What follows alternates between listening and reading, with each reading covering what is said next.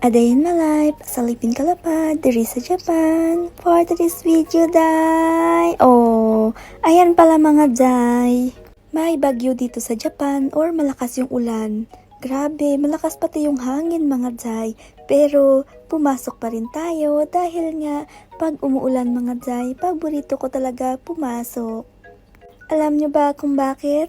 Dahil nga pag umuulan, ay konti yung customer at saka konti yung stocks na deliver. Kaya nagagayak talaga akong pumasok dahil patayo-tayo lang yung person, pagala-gala, parang may-ari ng grocery store. Diba? Ano ka dyan? Ayan mga day.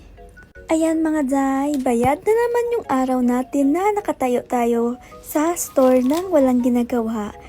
Dahil nga walang stocks, walang delivery, kasi umuulan. Bumabagyo nga ni. May typhoon nga ni. Oh. Yun nga lang mga day, hassle lang pag umuulan yung pagbabike at dapat may raincoat ka. Or kung malapit lang, pwede mong lakarin or magpayong ka na lang. Ayan, kung nakikita nyo, ang lakas talaga ng ulan mga day. Tamang-tama paglabas ko ay parang medyo kumunti-kunti siya. Pero nung pumasok talaga ako, sobrang lakas niya. Kaya nag-alala nga si Hapon kung papasok ba ako o hindi. Sabi ko, papasok ako. Ayan, tapos na pala yung shift ko mga day. Lumabas na ako at nagsuot na ako ng raincoat ko dahil uuwi na naman tayo at syempre, alam na kung ano yung gagawin natin, matulog, pagkagising, gagawa tayo ng lunch ni Hapon.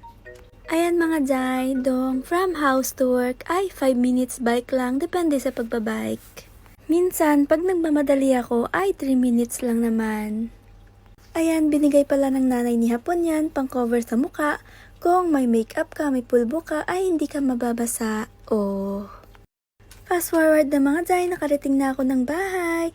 O pagdating ko ay nilagyan ako ni Hapon ng towel sa harap ng genkan namin or entrance. Care na care yarn.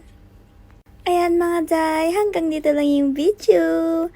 Hanggang sa susunod na mini vlog. Thank you for watching, Janet!